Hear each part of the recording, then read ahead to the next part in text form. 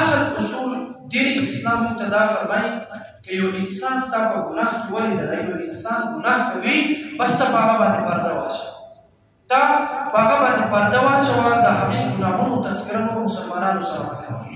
پیغمبر علیه السلام فرمای من ستر مسلما ستره الله یوم القیامه که یو انسان په دغه دنیا کې په مسلمان باندې پرده واچي والله رب العزت په آخرت کې په دغه مسلمان باندې پرده واچي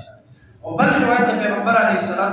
دا دی من ستر مسلما ستره الله فی الدنیا والآخره که یو انسان په یو مسلمان باندې پرده واچي یو مسلمان دی په دنیا کې په ګناه باندې ولیدله ته په دغه مسلمان باندې پرده واچوه الله رب العزت په تا باندې به پرده اچوي په دغه دنیا او په آخرت کې نو اسلام دومره بهترین دین دی او پیغمبر علیه السلام تعلیمات دومره بهترین دي چې یو خدا دی چې الله رب العزت موږ ته د فحاشي د پیلولو نه موږ ته ممانعت حکم راکوي چې دا څوک دغه شانتې غلط خبرې په معاشره کې مه خوروئ یو ګناه یو انسان نه وشي ګناه انسان نه کېږي انسان کمزور دی الانسان مرکب عن الخطأ والنسیان دغه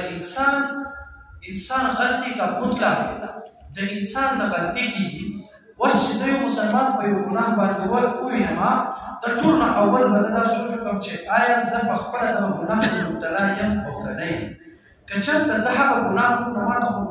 بیا زما ضمیر هم ما ملامته کوي چې ته په خپله هم دغه ګناه کې نو دغه مسلمان پرده ولې فحش کوي یا که زه هغه ګناه کې مبتلا خو نه یم خو زه د الله رب العزت په بله طریقه باندې د الله رب العزت نافرماني کوم او بلې یو ګناه کوم نو ما زړه کې به دا سوچ کړم که زه دغه مسلمان دغه ګناه دغه پرده فحاش کړم دغه خیال ونه ساته سبب الله رب العزت زما د ګناهونو خیال به هم ونه ساتي که زه په توګه زما ګناهونه په دغه معاشره کې خلکو ته ښکاره شي نو ما ته به څومره شرمندګي میلاویږي کله چې موږ دا سوچ او فکر وکړو نو بیا به موږ د بل مسلمان دغه ګناهونه موږ نه ښکاره کوو زموږ نننی درس دا تفصیل او زموږ د نننی درس خلاصه صرف 3 خبرې نمبر 1 دا چې کله یو مسلمان ته په ګناه باندې وویني بس پرده به هغه باندې واچوه دا زموږ دپاره د اسلام حکم دی الله رب العزت د قیامت په ورځ باندې به تا باندې پرده اچوي دویمه خبره ده چې کله یو انسان باندې تهمت ولګي د دې خبرو به سوچ وکړي چې په غلطي کې به هم چا باندې د زنا تهمت ونه لګي که چېرته د زنا تهمت تا ولګوله په دنیا کې به هسې کوړې درته میلاویږي آخرت کې به الله رب العزت څومره سزا ورکوي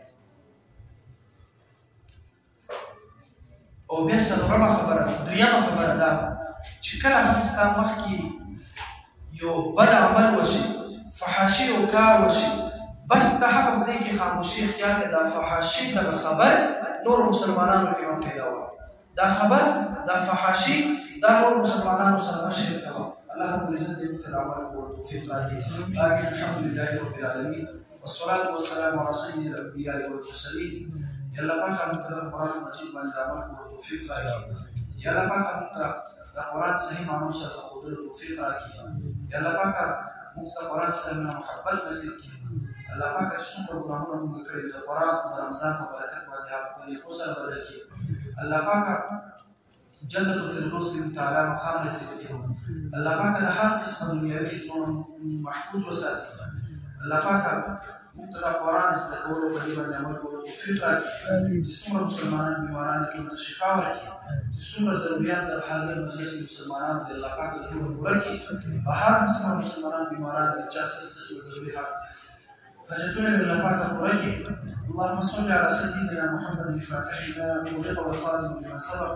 ناصر الحق بالحق والهادي إلى صراطك المستقيم وعلى آله حق قدره وقدرته